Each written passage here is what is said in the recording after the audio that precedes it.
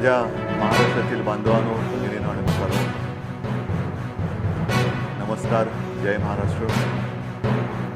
मध्ये मध्ये आपल्याला मी भेटत असतो आणि आपल्याला सुद्धा आता ह्या माझ्या भेटण्याची सवय झालेली आहे. अगदी आपल्या सुरुवातीच्या संवादामध्ये लक्षात असेल की मी आपल्याशी जरा जास्त म्हणजे वारंवारतेने संवाद साधत होतो. ती परिस्थिती तशी होती आणि आत्ताची परिस्थिती सुद्धा नाही म्हटलं तरी तशीच आहे.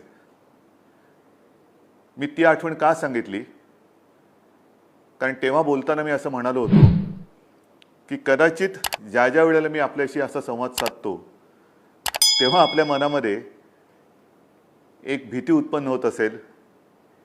जसं पूर्वी बागुलबुवा दाखवला जायचा, तसं मी काही बागुलबुवा नाही आहे. मी आपलाच एक कुटुंबीय आहे. मुख्यमंत्री म्हणून म्हणा, मी आपला कुटुंब प्रमुख आहे आणि एका काळजीपायी किंबहुना आपल्या हितासाठी मी आपल्याशी संवाद साधत असतो. आज आपल्याबरोबर संवाद साधताना पहिल्या प्रथम राष्ट्रसंत तुकडोजी महाराज यांना विनम्र अभिवादन करतो, कारण त्यांचा स्मृतिदिन.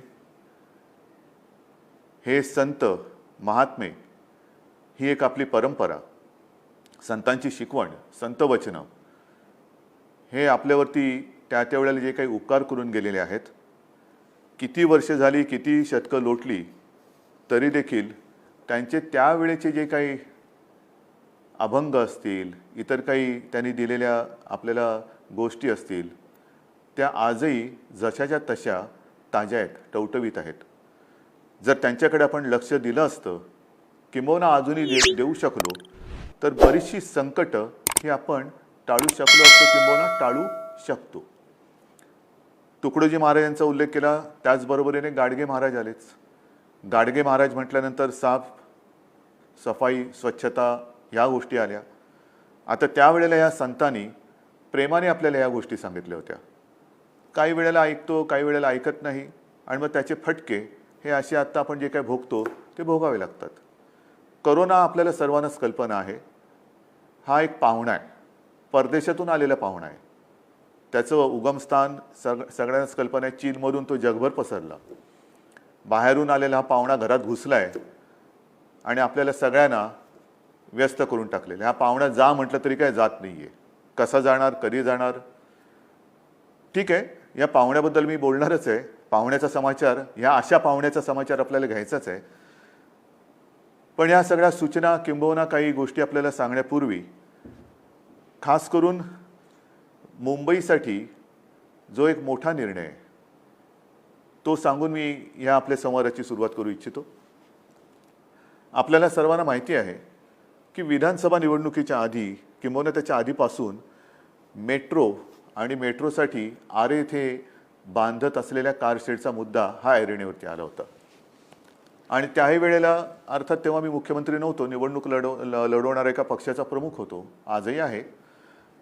आम्ही त्या गोष्टीला विरोध केला होता. याचं कारण अनेक पर्यावरणवादी ज्यांचं जीवसृष्टीवरती प्रेम आहे, नुसतं प्रेम नाही तर ही जीवसृष्टी, जसं आपण आज म्हणतो ना, माझे कुटुंब माझी जबाबदारी, तसंच ही जीवसृष्टी आपले कुटुंब आहे. हे सगळे मिळून एक कुटुंब आहे आणि त्याची जबाबदारी ही कोणीतरी घ्यायला पाहिजे. आंदोलनं झाली, विरोध झाला, रेटून नेलं गेलं, रातोरात झाडं कापली गेली आणि त्या जे सत्याग्रही होते त्या सत्याग्रहींवरती गुन्हे दाखल केले गेले. आपल्या मंत्रिमंडळाने निर्णय घेतलेला आहे की त्यावेळेला ज्यांनी पर्यावरणासाठी जो सत्याग्रह केला, जे आंदोलन केलं, त्या पर्यावरणवाद्यांवरचे सर्व गुन्हे हे सरकार मागे घेत आहे. तसे आदेशसुद्धा झालेले आहेत. हे मागे घेतल्यानंतर तुम्ही म्हणाल, अहो पण ते आरे कारशेडचं काय, ज्याच्यासाठी आंदोलन केलं, सत्याग्रह केलं, त्याचं काय आहे ना, त्याच्याबद्दल सुद्धा सांगतो. आरेमध्ये याची आपल्याला कल्पना आहे की मागे मी आपल्याशी बोलताना आपल्याला सांगितलं होतं की जवळपास 600 एकर जागा ही आरेची आपण तिथे जंगल घोषित केलेलं आहे.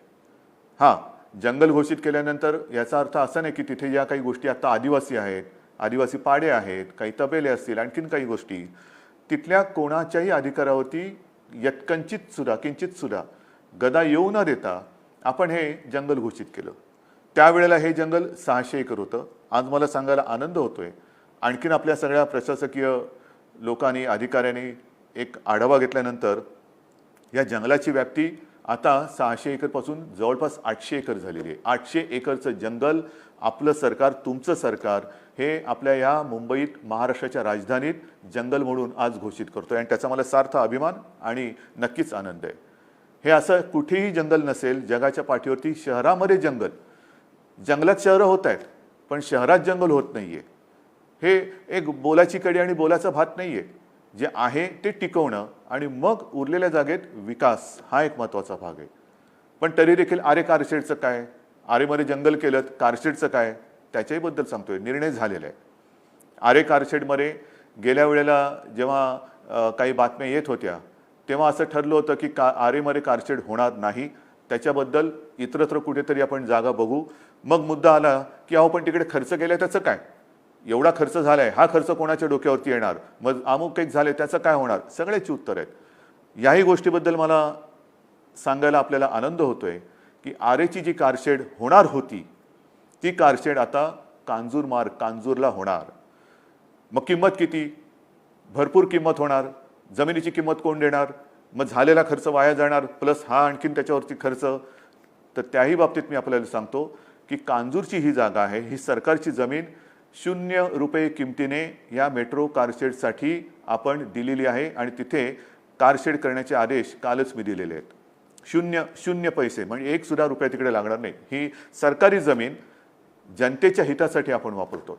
आणि मग ते करताना याच्यासाठी जो काही खर्च झाला होता तो खर्च, ती जी एक बिल्डिंग झाली होती त्या बिल्डिंगचा एक खर्च आहे, तो साधारणतः त्या बिल्डिंगचा आणि मग भराव टाकण्यासाठी साधारणतः 100-1 कोटी रुपये जो खर्च झाला आहे, ती बिल्डिंगसुद्धा या कामासाठी वापरता येणार नसली तरी अन्य एका चांगल्या कामासाठी आपण वापरू, म्हणजे तोही पैसा वाया जाणार नाहीच.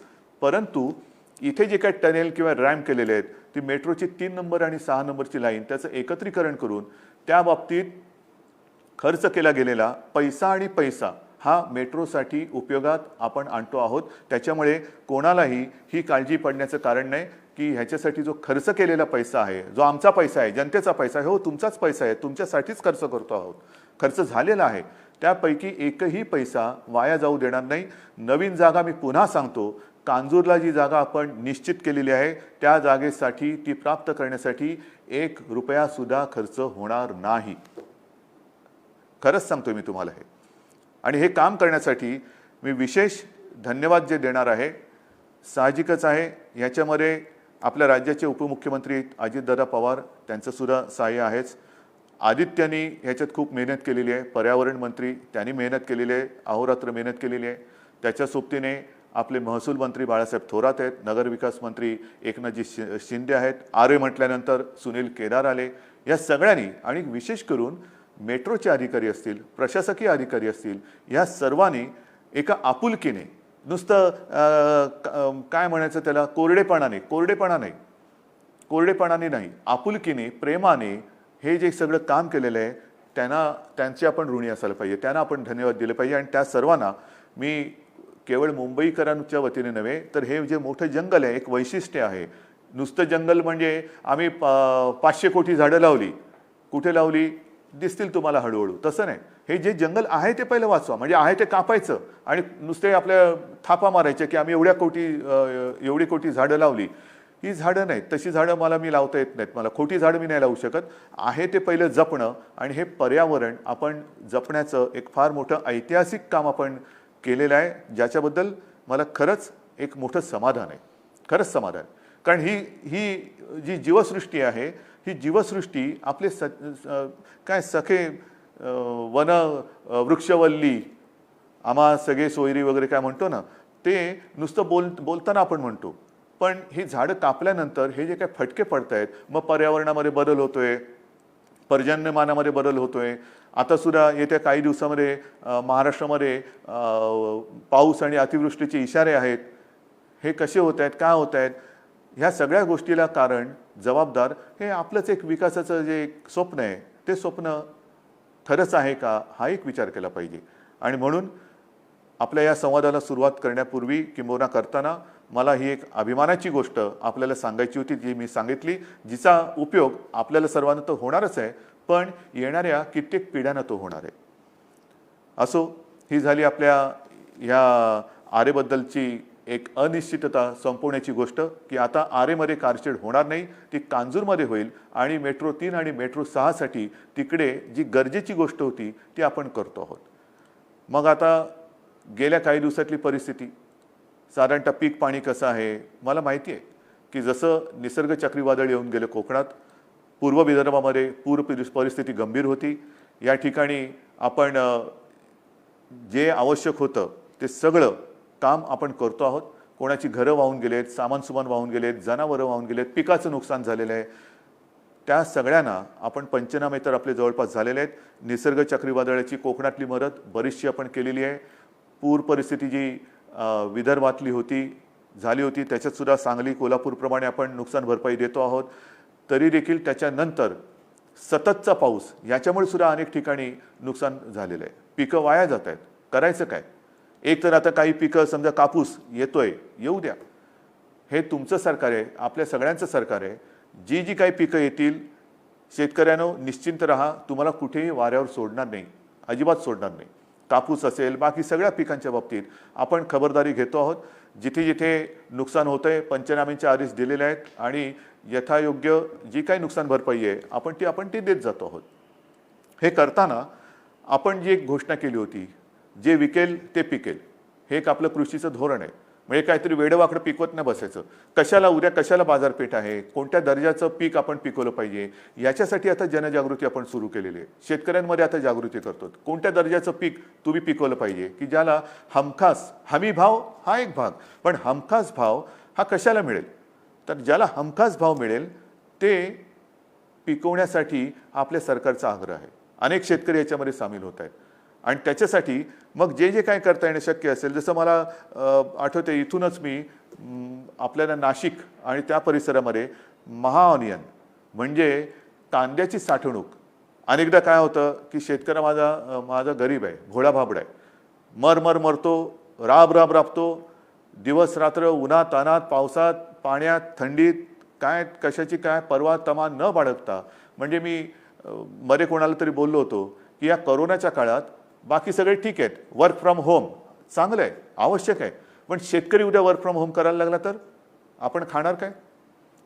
तो ऑनलाईन किंवा असं व्हिडिओ कॉन्फरन्सिंगनी शेती नांगरू शकत नाही, त्याला पाणी देऊ शकत नाही, पीक आल्यानंतर कापणी करू शकत नाही. त्याच्यामुळे त्याला असेल त्या परिस्थितीत राबावं लागतं, कष्ट करावे लागतात. आणि म्हणूनच मध्ये आपण पहिले जे पाऊल म्हणजे सरकारची सुरुवातच आपण जी केली ती जवळपास 29.5 लाख शेतकऱ्यांना त्यांचं पीक कर्ज मुक्त करण्यापासून केली होती. पण तरी देखील हे चक्र चालूच राहतं आणि त्याच्यासाठी मग पीक आल्यानंतर साठवायचं कुठे? त्यांच्याकडे घरामध्ये जागा नाही आहे, शेतामध्ये म्हणायचं तर उघड्या बोडक्या शेतामध्ये असं ठेवू शकत नाही. म्हणून आपण महाअनियन हा जो एक प्रकल्प सुरू केला, ती एक सुरुवात आहे. कांद्यासाठी साठवणूक केंद्र, उद्या सोयाबीन येईल, तूर येईल, तांदूळ येईल, कापूस येईल, याच्यासाठी आवश्यकतेनुसार स्टोरेज म्हणजे जिकडे कोल्ड स्टोरेज शीतगृहांची आवश्यकता आहे तिकडे शीतगृह दिली जातील, स्टोरेजची आवश्यकता आहे तिकडे गोदामं दिली जातील. आणि मग चांगली बाजारपेठ, हे बाजारपेठ आणि शेतमाल ह्यांची जुळवणूक त्या शेतकऱ्याला करून देणं या दिशेने आपण चाललेलो आहोत. पण हे करताना जसं एक मधल्या काळामध्ये मी आणि आमच्या सर्व मंत्रिमंडळातील सहकार्यांनी विविध आपल्या राज्यातील विविध कृषी संघटनांशी चर्चा केली. ती चर्चा एवढ्यासाठी केली, केंद्र सरकारने जो कृषी कायदा कृषी धोरण एक त्यांनी मंजूर केलेला आहे त्याचे फायदे किंवा त्याचे फटके आपल्याला काय बसतील त्याच्याबद्दल सुद्धा विचार सुरू आहे. आपल्या हिताचं काय, शेतकऱ्याच्या हिताचं काय, असं माझं म्हणणं नाही की सगळंच काहीतरी चुकीचं आहे किंवा सगळंच काही बरोबर आहे. जे बरोबर असेल, जे योग्य असेल त्याचा जरूर आम्ही स्वीकार करू. पण जर अयोग्य असेल आणि जर माझ्या कुठे शेतकऱ्याच्या पायावरती धोंडा पडणार असेल तर मात्र आम्ही ते स्वीकारणार नाही. हे आपल्या राज्याचं धोरण आहे. आम्ही जे करू ते आमच्या जनतेच्या हिताचं करू, शेतकऱ्याच्या हिताचं करू. जोर जबरदस्तीने उगाचच काहीतरी कायदा आलाय म्हणून तो जसाच्या तसा चांगला असेल, आनंद आहे. पण जर का नसेल तर मात्र या सर्व संघटनांशी आम्ही बोलतो आहोत. त्यातनं वेगवेगळ्या सूचना येत आहेत, काही आक्षेप आहेत, काही गोष्टी समजून घेण्याची आवश्यकता आहे, याच्यावरती सुद्धा आपण विचार करतो. आणि त्यांच्याशी सगळ्यांशी बोलून मग आपण ह्या कृषी धोरणाबद्दल बोलूया. एकूण काय तर हा लॉकडाऊन आता आपण हळूहळू उठवत चाललेलो आहोत आणि तो उठवत असताना बऱ्याच ठिकाणी आपण काही चांगल्या गोष्टी केलेल्या माझ्यासमोर आहेत त्या गोष्टी. म्हणजे एक तो महाअनियन प्रकल्पाविषयी तुम्हाला सांगितलं, कृषी उद्योग यांना सुद्धा आपण एक एक एक एक एक एक ओपन करायला किंवा उघडायला आपण सुरुवात करायला देतो आहोत. हे करत असताना एक गोष्ट मात्र नक्की की प्रत्येकाने आपापली काळजी ही स्वतः घ्यायला पाहिजे, ही स्वतः घ्यायलाच पाहिजे. हे सगळे उद्योगधंदे सुरू होताना सरकार काय करते तर साधी गोष्ट आहे, आपल्याला आवश्यकतेनुसार आपण कोविडसाठी कोरोनासाठी म्हणजे कालच मी वाशिम येथे RT-PCR लॅबचं एक व्हिडिओद्वारे लोकार्पण केलं. वाशिम म्हणजे सुरुवातीला जिथे आपल्याकडे एखाद दुसरी ही लॅब होती, आता त्या लॅबमध्ये आपण किती भर घातलेली आहे. जवळपास 450च्या आसपास सरकारी आणि त्याच्यात 100च्या आसपास खाजगी ही चाचणी केंद्र आपण आज राज्यभर सुरू केलेली आहेत. खूप मोठ्या प्रमाणावर करतोय. मोठ्या प्रमाणावरती आपण रुग्णशय्या वाढवतोय, बेड्स वाढवतोय, व्हेंटिलेटरची वाढ करतोय, सगळ्या गोष्टी करतोय. कर्जमुक्ती जशी आपण केलेली आहे, विक्रमी कापूस खरेदी जशी केलेली आहे, मध्ये जी काही संकट आले त्याच्यात आपण पंचनामे करून नुकसान भरपाई जशी देतो आहोत, तशाच काही ज्या आपल्या योजना आहेत. उदाहरणार्थ आपण शिवभोजन, जी मूळ योजना आपली 10 रुपयात थाळी, ती आपण ह्या काळामध्ये 5 रुपयात थाळी केलेली आहे. आणि त्या 5 रुपये थाळीमध्ये शिवभोजनाच्या अंतर्गत आजपर्यंत जवळपास म्हणजे करोनाचा काळ सुरू झाल्यापासून आजपर्यंत मी आपल्याशी बोलतोय तोपर्यंत साधारणतः 2,02,00,000 थाळ्या ह्या वितरित झालेल्या आहेत. 2,02,00,000 हे आपण नाही म्हटलं तर मोठं एक काम करतो, मोठं काम करतो. आणि असं ह्या सगळ्या बाजूने आपण हे सुरू करण्याचा प्रयत्न ठेवतो आहोत, करतो आहोत. जबाबदारी आपली आहे. मी अगदी सुरुवातीच्या काळात असं म्हटलं होतं की तुम्ही जबाबदारी आणि खबरदारी आता थोडं सरमिसळ झाले. नेमकी जबाबदारी कोणी घ्यायची, खबरदारी कोणी घ्यायची? कारण हा पाहुणा काही जात नाही आहे, हा आणखीन हातपाय पसरतोय. पाहुण्याला दिली ओसरी, पाहुणा हातपाय पसरी, हे हातपाय पसरत चाललं आहे. शहरामधून आता ग्रामीण भागात पसरतोय आणि पसरताना त्याला आता थांबवण्याची गरज आहे. थोडंसं काय झालेलं आहे, नाही म्हटलं तरी एक असं चित्र दिसतंय की आता संख्या कमी होते, आता आमच्याकडे बेड्स अवेलेबल आहेत, आता आमच्याकडे ऑक्सिजनला लागणारे रुग्णांची संख्या कमी होते आहे. खरं आहे, म्हणून मी तुम्हाला या केसेसचा आकडाच सांगतोय. जिथपासून पहिला आपल्याला पेशंट सापडला तेव्हापासून आजपर्यंत साधारणतः एकूण केसेस ह्या 15,17,434 ह्या आत्तापर्यंत म्हणजे पहिल्यापासून आत्तापर्यंत हे सगळेच्या सगळ्या ॲडमिट नाही आहेत. ते त्यातले 12,55,779 हे बरे होऊन घरी गेलेले आहेत. हे बरे होऊन घरी गेलेत.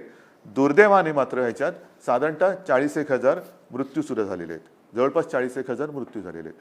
व्हेंटिलेटरवरती आज साधारणतः मी आता सगळे साधारणतः असं ह्याच्यात सांगतोय कारण त्याच्यात फार मोठा काही फरक ह्याच्यामध्ये तफावत येणार नाही आहे. म्हणून साधारणतः 2,000-2,500 रुग्ण हे मात्र व्हेंटिलेटरवर आहेत. त्याच्यानंतर आणखीन काही हे ऑक्सिजनवरती आहेत. काही जण हे पॉझिटिव्ह असले तरी विना लक्षणाचे आहेत, सौम्य लक्षणाचे आहेत, काही मध्यम लक्षणाचे आहेत. ही सगळी जर आकडेवारी बघितली तर पहिल्या दिवसापासून एक गोष्ट आपण लक्षात घ्यायला पाहिजे की साधारणतः 70 ते 80% ही लोक ह्याच्यामध्ये सौम्य ते मध्यम लक्षण आहेत, ज्यांना कदाचित काही जणांना करोना होऊन गेला हे कळतही नसेल. काही जणांना सौम्य लक्षणे दिसल्यानंतरही कोणतेही औषध दिल्याशिवाय ते बरी होत आहेत. काही जणांना औषधोपचार केले त्याच्यानंतर ते बरे होत आहेत. मात्र काही जण मात्र यांना खूप मोठा संघर्ष करावा लागतोय. विशेषतः ज्यांना आपण कोमॉर्बिडिटी म्हणतो की उच्च रक्तदाब आहे, मधुमेह आहे, किडनीचे काही त्यांना विकार असतील, स्थूलता असेल, ह्यांना मात्र त्यांच्यावरती हा व्हायरस घातक परिणाम करतोय. मग ही वर्गवारी ठरवणार कोण ते आपल्या हातात नाही आहे. आणि त्याच्यासाठी मी वारंवार आपल्याला जे सांगतो आहे की खबरदारी आपल्याला घ्यायला पाहिजे. आपण खबरदारी घ्या, आम्ही जबाबदारी घेतो. ती जबाबदारी आम्ही घेतो आहोत. जिथे जिथे आवश्यक आहे हॉस्पिटल्स वाढवतो आहोत. ज्याप्रमाणे मी काल आपल्याला सांगितलं की वाशिममध्ये RT-PCR लॅबचं लोकार्पण केलं. परवा साताऱ्यामध्ये छत्रपती शिवाजी महाराज त्या म्युझियममध्ये आपण हॉस्पिटलसाठी ती जागा उपलब्ध करून दिलेली आहे. छत्रपतींच्या नावाने जे आपलं संग्रहालय, ते संग्रहालय, कारण छत्रपती शिवाजी महाराज हे रयतेचा राजा, मग ते संग्रहालय जर आत्ता आवश्यक असेल रुग्णांसाठी तर तिथल्या लोकांना सुद्धा मला खास धन्यवाद द्यायचे आहेत की त्या अप्रतिम एका वास्तूचा आज रयतेसाठी ते उपयोग करत आहेत, रयतेसाठी उपयोग करून देत आहेत. तिकडे हॉस्पिटल सुरू केलेले. एकूणच काय, आम्ही जबाबदारी जी घेतो आहोत ती ह्या सगळ्या सोयी सुविधा वाढवण्यासाठी देतो आहे. औषधं कशी पोचतील, औषधं सर्वत्र कशी उपलब्ध राहतील त्याच्यासाठी देतो आहे. आपली प्रशासन व्यवस्था आहे, महसूल यंत्रणा आहे, पोलीस यंत्रणा आहे, आरोग्य यंत्रणा आहे. ह्यांना सगळ्यांना खरोखर आता मार्चपासून आत्तापर्यंत किती ताणतणावामध्ये काम करावं लागत असेल विचार करा. डॉक्टर्सना सुद्धा मी खास धन्यवाद देतोय, कारण त्यांनी आता एक गाईडलाईन सेट केलेली आहे. गाईडलाईन सेट केली, नक्की सेट केलेली आहे. कोणत्या रुग्णाला कधी कोणतं औषध द्यायचं हे त्याने आता ठरवलेलं आहे. फक्त एक काय होतंय की अजूनही नागरिकांकडनं थोडा प्रतिसाद कमी मिळतोय. कारण दोन गोष्टी, एक तर थोडंसं बेजबाबदारपणा, दुसरी थोडीशी भीती. मी टेस्ट केली आणि मी पॉझिटिव्ह आलो तर माझं काय होईल, मला कुठे नेऊन टाकतील. तसं समजू नका कृपा करून, कुठे नेऊन टाकणार नाही. सगळीकडे आपण ज्या सुविधा केल्यात आहेत ना, काही काही व्हिडिओ प्रसारित होत आहेत, काही महिला आहेत, काही पुरुष आहेत, काही आणखीन कोण आहेत, सगळ्यांनी त्यांच्या त्या कोविड केअर सेंटरचा अनुभव हा सांगितलेला आहे. आपल्याला एक गोष्ट लक्षात घ्या की हा जो व्हायरस आहे तो पसरतोय, तो शिंकलं खोकलं बोलताना सुद्धा पसरतोय, आणि म्हणून कमीत कमी संपर्कात येणं हे गरजेचं आहे. अनेकदा असं होतं की रुग्णांना कळतच नाही की डॉक्टर आला की कोण आलाय, कारण तो अंतराळवीरासारखा संपूर्ण तो पीपी किट, त्याच्यावरती ती फेस मास्क, त्याच्यावरती ती शील्ड असं बांधून येतो. म्हणजे असं ओळखीचं असलं तरी ओळखता येत नाही कोण आला, कारण हा आपल्याला एकमेव प्रतिबंधात्मक उपाय आहे. तर तुम्ही कोणी घाबरू नका. लवकर जेवढे याल तेवढे लवकर बरे होऊन घरी जाल.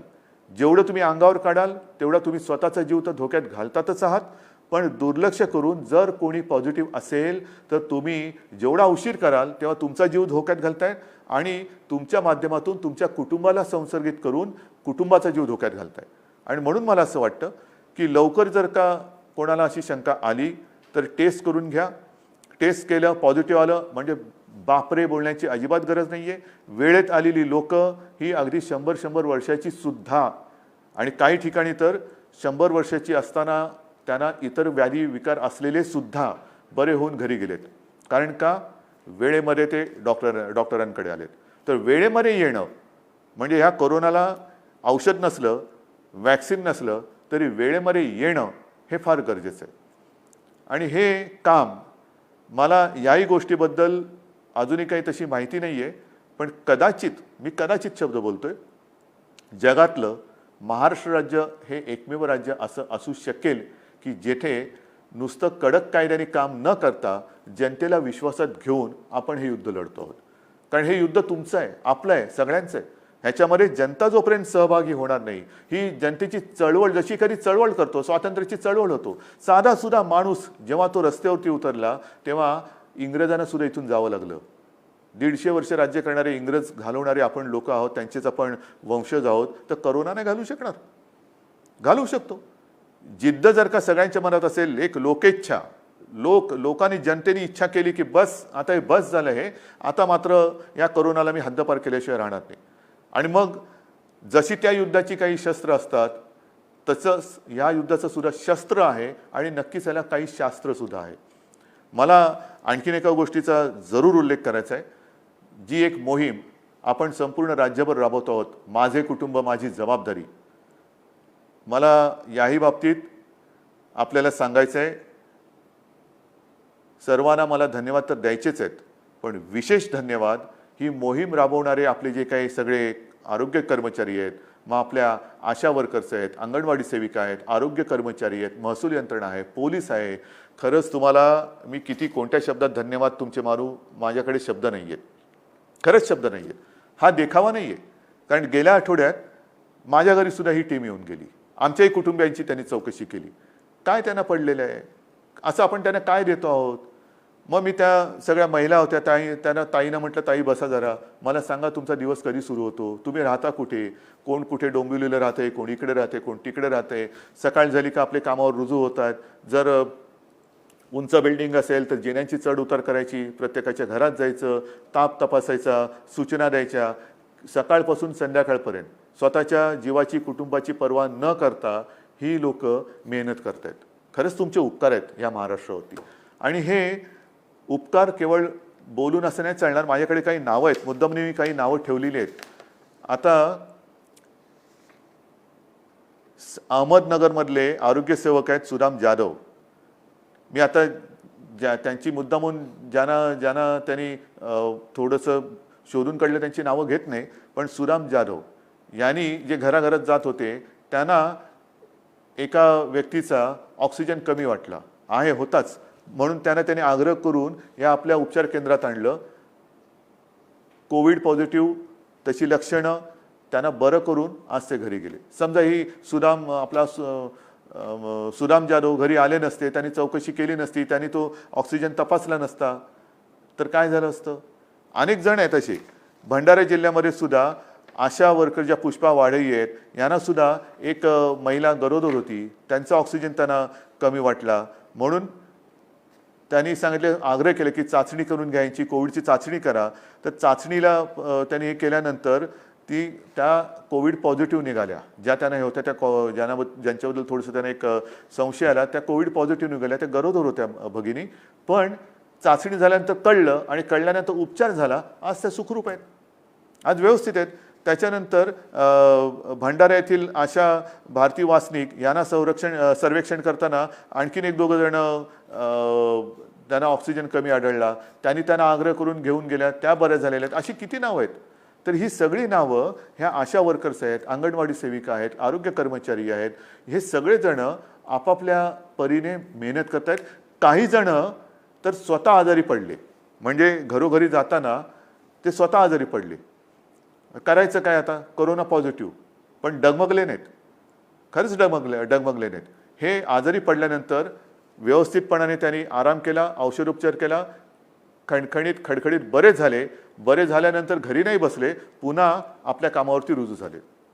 ही अशी सगळी माणसं, अशी सगळे लढवय्ये, कोरोना योद्धे हे आपल्या राज्यात आहेत, आपल्यासाठी मेहनत करतायत. आणि ती मेहनत करताना आपण त्यांना सहकार्य करण्याची गरज आहे. माझे कुटुंब माझी जबाबदारी हे एक आपलं कुटुंब आहे. महाराष्ट्र माझं कुटुंब आहे. केवळ माझं घर हे तर कुटुंब आहेच, पण महाराष्ट्र हे माझं कुटुंब आहे. आणि ते करताना आपण चार चौघात फिरताना सुद्धा काय करायला पाहिजे, जी त्रिसूत्री तुम्हाला सांगितलेली आहे, मास्क बरोबर घालणे. आज मी एकटा आपल्याशी बोलतोय म्हणून मी मास्क घातलेला नाही, नाहीतर मी या ऑफिसमध्ये बसताना कोणालाही भेटत असलो तरी मास्क व्यवस्थित घालतो. मास्क घालणे म्हणजे अर्धवट नाही. अनेकांना कळतच नाही की याला दाढी आले का मास्क लावलाय.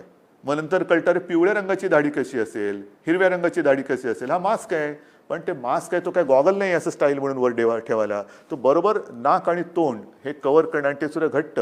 आता सुद्धा मी आपल्याशी बोलताना तोंडाला हात लावत नाहीये, बाजूनी हे करतोय, कारण तोंडाला हात लावण्याची सवय सुद्धा आपल्याला मोडली पाहिजे. काही सवयी आपल्या जरूर मोडल्या पाहिजेत.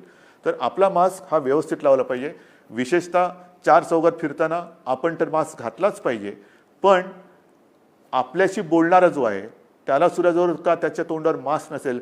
अनेकांना काय सवय आहे की इकडे तिकडे फिरताना मास्क घालतात आणि बाजूला जवळ येऊन मास्क घालून मी काय म्हणतो, अरे काही बोलायचं तू काही म्हण, पण मास्क तोंडावर घालून म्हण. मी काय म्हणतो तर त्याला सांग पहिलं मी काय म्हणतो, मास्क तोंडावर घाल. तर नाक आणि तोंड हे झाकून ठेवलं पाहिजे. कारण आपण मास्क घातला असला आणि त्यांनी मास्क काढला असला तरी एक लक्षात घ्या की आपण नाक आणि तोंड बंद ठेवलेलं असलं तरी आपले डोळे उघडे आहेत. म्हणजे डोळे उघडे म्हटल्यानंतर त्या उघड्या डोळ्यांनी बघितलं पाहिजे की ह्याचा मास्क खाली आहे, आणि त्याला सांगायला पाहिजे की तू मास्क तुझा नाकावर तोंडावरती घे. कारण हा कोरोनाचा जो व्हायरस आहे तो डोळे, नाक आणि तोंड यातून आपल्या शरीरात जातो. हात स्वच्छ धुत राहा. का धुत राहा, आपल्याला कल्पना आहे जे नवीन नवीन आता अभ्यास येत आहेत, रिसर्च येत आहेत, त्यानुसार विविध पृष्ठभागावरती हा व्हायरस किती काळ जिवंत राहू शकतो. काही तासांपासून म्हणजे 1-2 तासापासून 72 तासापर्यंत हा जिवंत राहू शकतो, असा प्राथमिक निष्कर्ष आहे. काही जण म्हणतात की हा एअरबॉर्न आहे, म्हणजे हवेतनं सुद्धा पसरतो. तर हात स्वच्छ का धुत राहायचं? कारण मानवी त्वचेवरती हा व्हायरस जवळपास 9 तास जिवंत राहू शकतो. 9 तास. हा रिसर्च मी नाही केलेला. हा रिसर्च माझ्यासमोर जे कागद पडलेत आणि विविध ठिकाणच्या ज्या एजन्सीज आहेत त्यांच्यापासून आलेले. म्हणजेच आपल्याला एक तर नको तिकडे हात न लावणं, कारण टेबलावरती कदाचित व्हायरस अधिक काळ जिवंत राहू शकतो. सार्वजनिक आपण रेल्वेमधून फिरताना, बसमधून फिरताना, इकडे तिकडे जाताना समजा आधी कोणाचं व्हायरस तिकडे चिकटलेला असेल, तो किती तास जिवंत राहिला आणि त्यालाच हात लावला आणि लावला नाकातोंडाला हात, काही उपयोग नाही तुमच्या मास्कला. म्हणून एक तर सार्वजनिक ठिकाणी मास्क काढायचा नाही. सार्वजनिक स्वच्छतालयात म्हणजे शौचालयात मास्क अजिबात काढायचा नाही. रेल्वेमधनं, बसमधनं, इतर ठिकाणी सुद्धा मास्क काढायचा नाही. शक्यतो रेल्वेमधनं तुम्ही म्हणाल रेल्वे सुरू कुठे केल्यात अजून सांगतो त्याच्याबद्दल बोलतो. पण ST असेल, बसेस असतील किंवा या काही पब्लिक ट्रान्सपोर्ट ज्याला म्हणतो तिथे एकतर कमीत कमी बोलायचं, शक्यतो बोलायचं नाही. मास्क हा घालून ठेवायचा. हात लावल्यानंतर हात धुतल्याशिवाय राहायचं नाही. जे मी संतांचं म्हटलं होतं, संत वचनं, ती परंपरा आहे आपली. लहानपणी मला आठवते घरी आल्यानंतर होती, स्वतः बाळासाहेब किंवा माझे आजोबा, आम्ही शाळेतनं आल्यानंतर खेळून आल्यानंतर जा पहिला बाथरूममध्ये हातपाय धु, कपडे बदल. हेच तर कोरोना सांगतोय, हातपाय धु, कपडे बदल. पण ह्या गोष्टी ते जे आपल्याला प्रेमाने सांगायचे ते ऐकत नव्हतो आपण. आता आपल्याला एक करावं लागते, नाहीतर त्याचे फटके बसतात. रेल्वेसुद्धा आज आपण राज्यांतर्गत रेल्वे सुरू केलेले आहेत. आपण लोकलसाठी त्याची वारंवारता वाढवून मागण्यासाठी मागणी केलेली आहे. कारण मला गर्दी नको आहे. सगळ्यांनाच लोकलनी जायचंच आहे. लोकलशिवाय जाणार कसं? कारण आता रेस्टॉरंट्स ओपन केलेली आहेत. जिमवाल्यांची मी बोलतोय, त्यांना सुद्धा काही नियमावली आपल्याला द्यावी लागेल. कारण सगळ्यात जास्त आपण ज्याला हार्टचा पंपिंग रेट वाढणं हा जिममध्ये होतो. मग त्याच्यातनं आपला श्वासोच्छ्वास हा जास्त जोरात होतो. म्हणजे ते जर कोणी कोविड पॉझिटिव्ह असेल तर तो जास्त त्याचा, आपण क्रिकेटमध्ये म्हणतो ना थ्रो, तर तो श्वासोच्छ्वास वाढल्यानंतर त्याचा थ्रो पण जास्त जाणार. मग ती आपण काय हे घेणार आहोत, खबरदारी घेणार आहोत. रेस्टॉरंटमध्ये सुद्धा आपण सांगितलेलं की समोरासमोर बसून जेवू नका, बाजूबाजूला बसून हे करा. तर ह्या अशा सगळ्या गोष्टी ज्या आहेत त्या आपण करतो आहोत. रेल्वेमध्ये सुद्धा आपण लोकलसाठी त्याची संख्या वाढवून मागतो आहोत. ती वाढल्यानंतर आपण अधिक लोकांना त्याच्यात प्रवास करायला देऊ. राज्यांतर्गत रेल्वेची वाहतूक सुरू केलेली आहे. ट्रॅफिक हळूवार जवळपास सुरू झालेले आहेत. दुकानं सुरू झालेली आहेत. कार्यालयामध्ये सुद्धा हळूहळू उपस्थिती वाढवतो आहोत. पण माझे कुटुंब माझी जबाबदारी ही जी मोहीम आहे, त्या मोहिमेअंतर्गत मी जेव्हा राज्याच्या जिल्हाधिकारी किंवा इतर अधिकाऱ्यांशी व्हिडिओ कॉन्फरन्स केली तेव्हा मला काही गोष्टी चांगल्या मिळाल्या. जाहिराती तर आपण करतो आहोत, रेल्वेवरती करणार, बस, ST सगळे करतो. कोल्हापूरमध्ये त्यांनी मला सांगितलं की साहेब आम्ही आमच्या दुकानावरती स्टिकर लावलेले आहेत, प्रवेश मास्क नाही, प्रवेश नाही, नो मास्क नो एंट्री. किती सोपी गोष्ट आहे. No mask no entry, mask नाही, प्रवेश नाही. म्हणजे अगदी रिक्षा असेल, टॅक्सी असेल, बस असेल, दुकानं असतील, कार्यालय असेल, सगळीकडे हे एक सूत्र, ज्याच्या तोंडावर मास्क नाही त्याला प्रवेश नाही. दुकानदाराच्या तोंडावर मास्क नाही, बाबा तुझ्या दुकानात मी प्रवेश करणार नाही.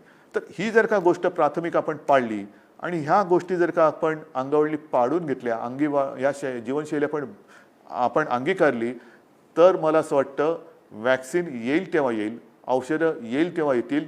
परंतु आपण मात्र जसं self defence, black belt, mask हा आपला ब्लॅक बेल्ट आहे. मास्क हा आपला ब्लॅक बेल्ट आहे. साधारणतः आपण म्हणतो ना की अरे याच्या नादी न लागलेलं बरं, हा ब्लॅक बेल्ट आहे, काय कुठे काय हाणेल आपल्याला सांगता येत नाही. तसं मास्क आहे म्हटल्यानंतर व्हायरस बोलेल याच्या नादी न लागलेलं बरं, हा ब्लॅक बेल्ट आहे मला. तर हे सत्य आहे. आणि म्हणून मी आपल्याला परोपरीने सांगतो आहे की ज्या गोष्टी आपण करतो आहोत त्या गोष्टी पुन्हा बंद करण्याची वेळ येता कामा नये. कारण परदेशांमध्ये जिथे जिथे थोडीशी लाट कमी झाली असं वाटलं, जसं आज आपल्याला थोडंसं वाटतंय, बेड्स उपलब्ध आहेत, आता काय करू, बंद करू का? नाही, ते बेड्स सर्वदा रिकामे राहावेत ही माझी इच्छा आहे, हा माझा प्रयत्न आहे. पण परदेशामध्ये मग युरोप असेल, अमेरिका असेल, इस्रायल असेल, इथे काही ठिकाणी काही अंशी पुन्हा लॉकडाऊन करतायत. पुन्हा लॉकडाऊन. मला असं वाटतं ब्रिटनमध्ये तर त्यांनी जी नियमावली दिलेली होती त्यांनी सांगितले की किमान पुढचे 6 महिने ही नियमावली राहील. म्हणजे लग्न समारंभ असतील तर उपस्थिती कमी राहील. शाळा, कॉलेजेस ह्याच्याबद्दल सुद्धा त्यांनी केलेलं आहे. मास्क नसेल तर कडक दंड आहे. फार मोठ्या पैशांचा ते दंड लावत आहेत. मला या गोष्टी आत्ता तरी करायच्या नाही आहेत. पण जर का आपण खबरदारी घेतलीत आणि नाही घेतली तर म्हणजे आपण आता विचार करा, मास्क हवा की लॉकडाऊन हवा, हात धुत राहणं बरं की लॉकडाऊन बरा, एकमेकापासून अंतर ठेवणं बरं की लॉकडाऊन हवा, कामावरती न जाणं जायला हवं की न जाणं हवं, अनावश्यक घराबाहेर पडू नका, उगाचच इकडे तिकडे भटकू नका. आपल्याला कोणत्याही परिस्थितीत पुन्हा लॉकडाऊन करावा लागेल अशी परिस्थिती राज्यात निर्माण होऊ द्यायची नाहीये. आणि मला खात्री आहे तुमचं नाही म्हटलं तरी या सरकारवरती आमच्यावरती एक प्रेम आहे, विश्वास आहे. आजपर्यंत सर्व धर्मियांनी जे जे काही मी सांगत आलो ते पाळलेलं आहे. गणपती येऊन गेले, नवरात्री येत आहेत, दिवाळी येते आहे, म्हणून मी मंदिरांच्या बाबतीत सुद्धा थोडासा हळुवारपणाने जातोय.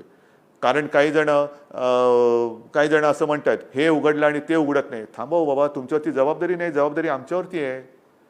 आमच्यावरती जबाबदारी आहे आणि नुसती जबाबदारी नाही आहे, आमच्या जनतेवरती प्रेम आहे आणि म्हणून आम्ही या गोष्टी करतोय. उगाच काहीतरी तंगड्यात तंगडं घालायचं आणि सगळ्या गोष्टी बंद ठेवायचं या मानसिकतेचे आम्ही नाही होत.